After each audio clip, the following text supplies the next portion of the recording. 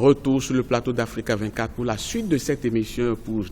Pour vous, chers téléspectateurs, vous qui venez de nous rejoindre, sachez que nous sommes bel et bien en direct de Brazzaville au Congo, émission organisée dans le cadre du processus électoral dont le scrutin est prévu pour le 20 mars prochain. Aujourd'hui, on parle de l'éducation et de la formation professionnelle au Congo. Autour de cette table, la configuration n'a pas changé. Madame Arlette Soudan Nono qui représente le candidat Denis Sassou Nguesso, le docteur Kitchoro Kizunza qui représente la candidate Claudine Mounari, Christian Epouma qui est acteur de la société civile et Hugues Arsène Duka qui représente le candidat Joseph Kinyumbi Kia Mbongu. On a promené notre micro auprès des Congolais. Ils ont leur mot à dire. Écoutez plutôt le micro-trottoir réalisé par la rédaction d'Africa 24.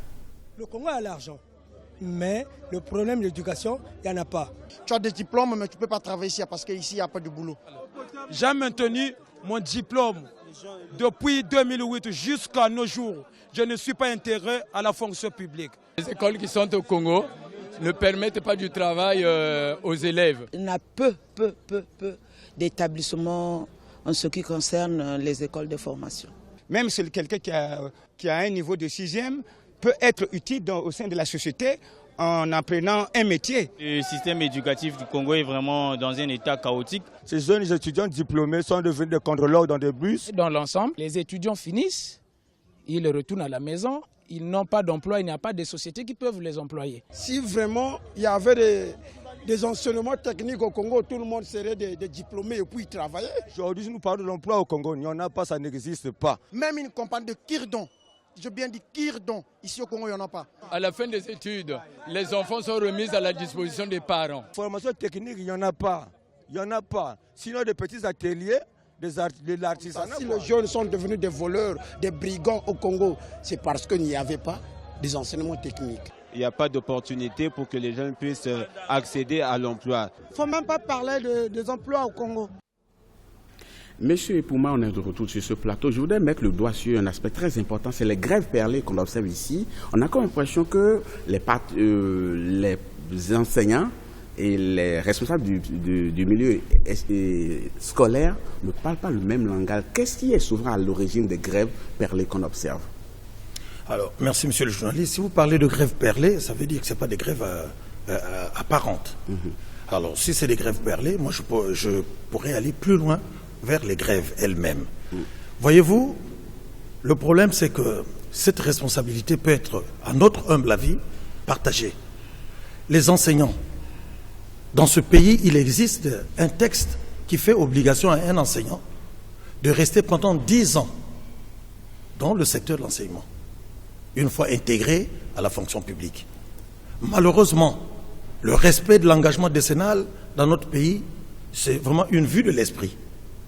Et ça, de ce point de vue, les pouvoirs publics, c'est pour cela que je dis, nous sommes toujours à la veille des présidentielles, que ceux qui auront à charge le destin de ce pays doivent effectivement remettre sur la table le principe de l'engagement décennal.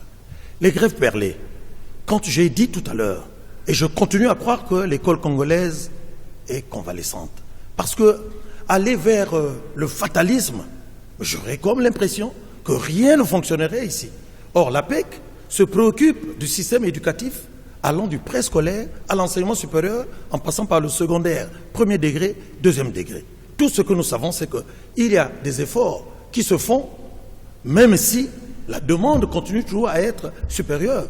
Et cette offre d'éducation a été même plus hypothéquée avec ces guerres servies au peuple congolais. Et les premières victimes, c'est bien ces écoles-là. C'est bien le système éducatif. Donc je dis les grèves perlées. Volonté politique, mais il y a eu toute une démarche qui a abouti à la prise d'un arrêté et d'un décret où il y a 11 indemnités et primes vis-à-vis des enseignants. Voyez-vous, on peut dire que c'est peut-être pas suffisant. Et dans ces primes ou indemnités, il y a ce qu'on appelle cette fameuse prime de pléthore. La pléthore est comme primée.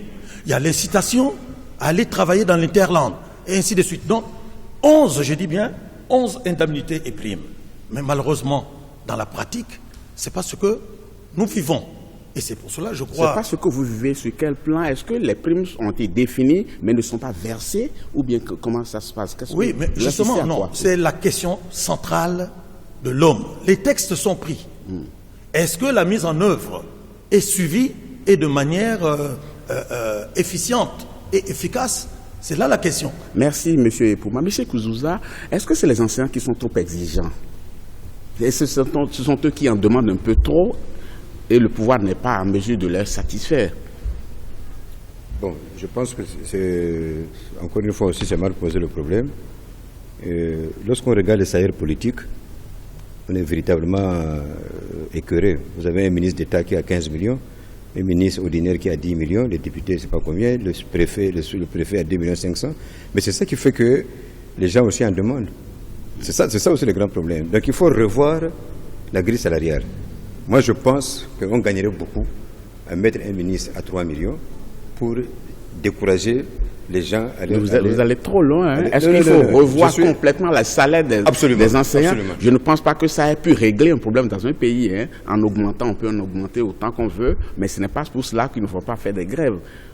Bon, la grève arrive, oui. Mais on peut prévenir la grève. Donc, on peut la gérer. Donc, en fait, en matière de prévention, qu'est-ce qu'on peut faire? Maintenant, quand ça se produit, qu'est-ce qu'on doit faire? Mais l'idéal que réclament les enseignants, est-ce que c'est possible de leur donner ce qu'ils demandent? Parce que souvent, les enseignants demandent beaucoup. Parfois, les États donnent un peu. Ils se calment, ils recommencent les cours. Après, ils en demandent encore. Mais est-ce que aujourd'hui, si on procède comme ça, en ne commençant pas à augmenter les salaires, niveler les salaires, je crois qu'on n'y arrivera jamais. Hein? Non, chaque fois, j'ai dit aussi à mes collègues que la question de fond, ce n'est pas d'augmenter les salaires. La question de fond, non, ce sont les avantages. Par exemple... Les primes et autres. Non. Vous prenez un terrain, plutôt des parcelles, que vous viabilisez et tout, et vous faites des logements pour enseignants. Voilà. C'est comme aussi les logements pour ceux qui sont dans les régies financières. Il y a des catégories sensibles. Est-ce que ceux qui sont dans le projet de société de votre candidat, c'est ça? Non, ce n'est pas dans le... Donc ça, c'est personnel. C'est personnel. D'accord. En plus, vous avez posé une question en disant que mais comment on peut régler ce problème-là? Oui. Donc, vous faites des maisons en location-vente. Et vous allez inciter les gens aussi à aller dans ces catégories-là et d'être fixés là-dedans. Il y a plusieurs mesures. En fait, c'est intéresser les gens. En fait, tout à l'heure aussi, on a dit, on dit qu'il n'y a pas assez d'enseignants. Bon, il n'y a pas assez de fonctionnaires. Mais il y a pléthore de fonctionnaires à Brazzaville, à Pointe-Noire. L'intérieur est vide. Alors, qu'est-ce qu'on doit faire maintenant pour amener les gens à aller à l'intérieur? Mais une raison simple aussi, c'est-à-dire construire les maisons pour les fonctionnaires, comme se faisait à l'époque coloniale, pour les fixer, pour les attirer, c'est ça. Madame Sounda Nono, est-ce que vous comprenez souvent les exigences des enseignants que le pouvoir central n'arrive pas à satisfaire et ce qui déclenche les grèves? Vous savez, la prise en compte, elle est effective. Simplement, dans le nouveau projet de société du candidat président Denis Sassou Nguesso, au centre, je vous l'ai dit d'entrée de jeu, c'est la gestion des ressources humaines. L'humain lui-même, sans l'implication dans le développement. Pourquoi? Tous ces mots, tous les textes, nous les avons pris. Mais il a fallu d'abord construire une paix pour stabiliser le pays. Sans cette paix, nous n'aurions pas pu développer. D'où, lorsque nous sommes arrivés, parce que M. Kinzunza qui parle, il représente Mme Munari. Nous, on a connu l'alternance. Qu'est-ce qu'ils ont fait à ce moment-là? Ces mots étaient là. C'était même pire, on vous l'a dit, ils n'ont construit que 3 établissements, puis un bout de kilomètre carré. Il ne faut pas venir ici sur le plateau parce que nous sommes en direct et que nous avons des électeurs à conquérir, venir dire tout et n'importe quoi. Ils ont un bilan qui est négatif. Donc il ne faut pas venir dire tout et donner des leçons comme ça. Loin, hein, non, très loin. Mais nous ne sommes pas des personnes neuves, il faut le dire ça. On ne vient pas se blanchir ici. Je suis désolée. Et pour revenir à l'essentiel, lorsque je parle de la gestion des ressources humaines, dans le projet de société actuel du candidat président Denis Sassou Nguesso, les hommes sont au centre du développement. Pourquoi? Pour casser tous ces mots, l'impunité, les problèmes de probité, le problème d'éthique. Parce que mais quand vous parlez d'impunité, à qui jetez-vous la pierre si ce n'est Mais pas je vous-même? expliquer, Parce que non. qui devrait punir?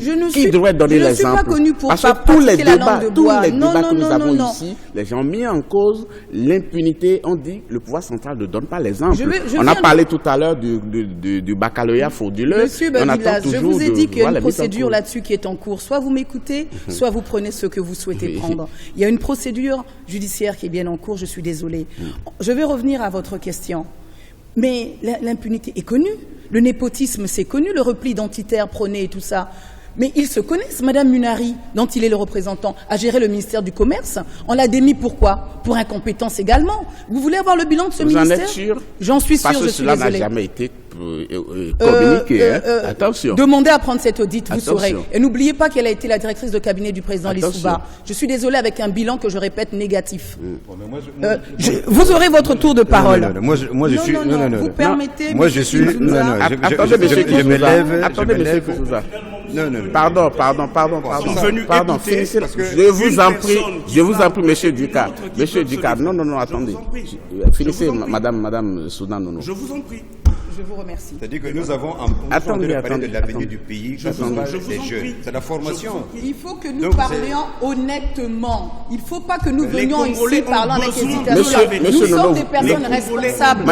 Madame Soudan Nono, oui, merci. Mais Madame, oui, mais vous avez dit comment voulez-vous l'essentiel. que je puisse parler dans des conditions Oui, mais pareilles? vous avez dit l'essentiel. Je n'ai pas dit l'essentiel. Mais bien sûr. Il y a de l'obstruction, je ne peux pas parler. Monsieur Kizouza, je vous en prie. Je vous donnerai la parole. Vous serez seul à parler. Dans les polémiques, je sais que j'ai touché où ça fait mal, mais c'est la réalité. Merci, Madame Aujourd'hui, Soudan Nono. le chef de l'État, Oui. Denis Sassou Nguesso, le candidat, excusez-moi, parce qu'il est également en fonction, a mis en place la prise en compte pour l'employabilité des jeunes avec des écoles de formation. Merci. On va aborder la formation professionnelle dans quelques instants. Monsieur Ducat, par rapport aux grèves. Ça fait 25 minutes que je suis en train d'attendre qu'on m'accorde la parole. On ne me l'accorde pas. Non, 25 pas minutes. du tout. Alors, pas moi, du tout. je vais Selon revenir. quel chrono? Je vous en prie, je veux revenir sur des choses qui sont importantes. Oui. Nous venons de suivre tout à l'heure le reportage. Oui. Et sur toutes les personnes qui ont répondu là, les réponses ont été négatives. Oui. On a demandé, que pensez-vous du système éducatif congolais? Tout le monde a dit que ce système est inexistant. Alors aujourd'hui, que ça soit la société, la société civile, que ça soit effectivement ceux qui sont aux affaires, qui vont bien vite partir bientôt, mais c'est la même chose. La gestion leur est imputable.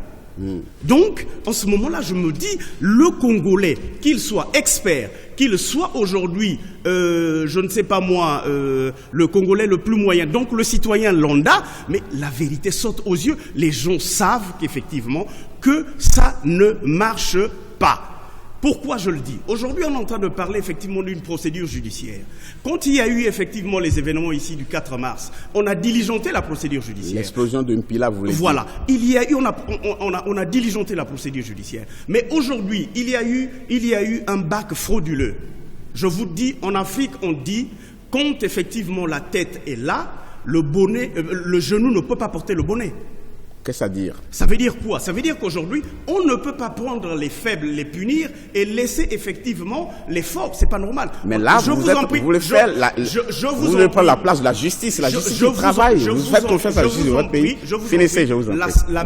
Cette même justice, effectivement, s'appuie sur les faits. Cette même justice s'appuie sur les faits. D'accord? Donc, je disais ceci.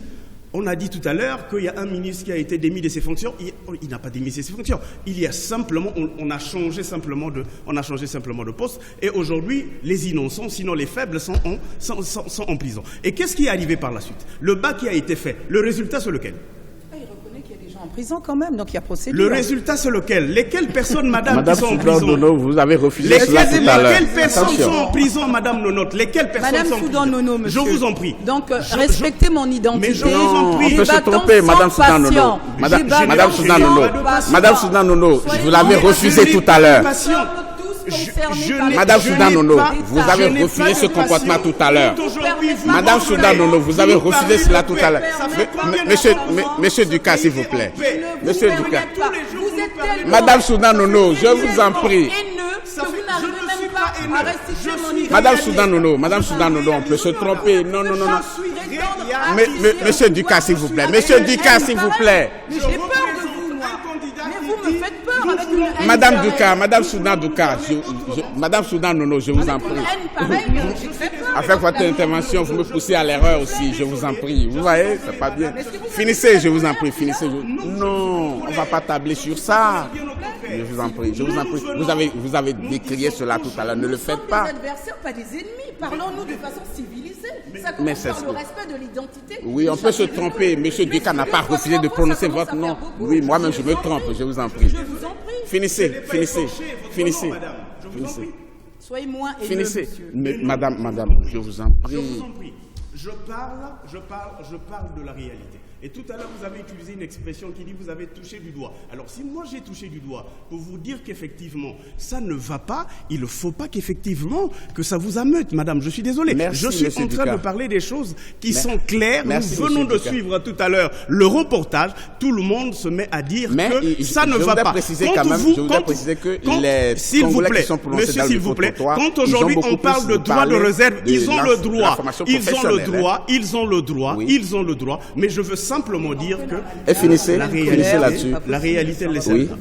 Merci. Je voudrais faire une pause, mais je voudrais donner la parole à M. Kizunza, d'abord parce que son candidat a été apostrophé tout à l'heure. Qu'est-ce que vous avez à répondre à Mme Soudan Nono par rapport à la mise en cause de votre candidate? Non, je ne pense même pas que c'est une mise en cause parce que, bon, nous avons suivi les gens qui ont parlé. Oui. Ils ont dit que quand les gens terminent les études, ils sont à l'isement des parents. Oui. Donc il faut qu'on règle ce problème. On n'a pas besoin de dire que je suis candidat de X ou de Y. Il faut qu'on prenne ça du point de vue national. C'est-à-dire qu'apprenons à aimer ce pays. Ces gens-là souffrent.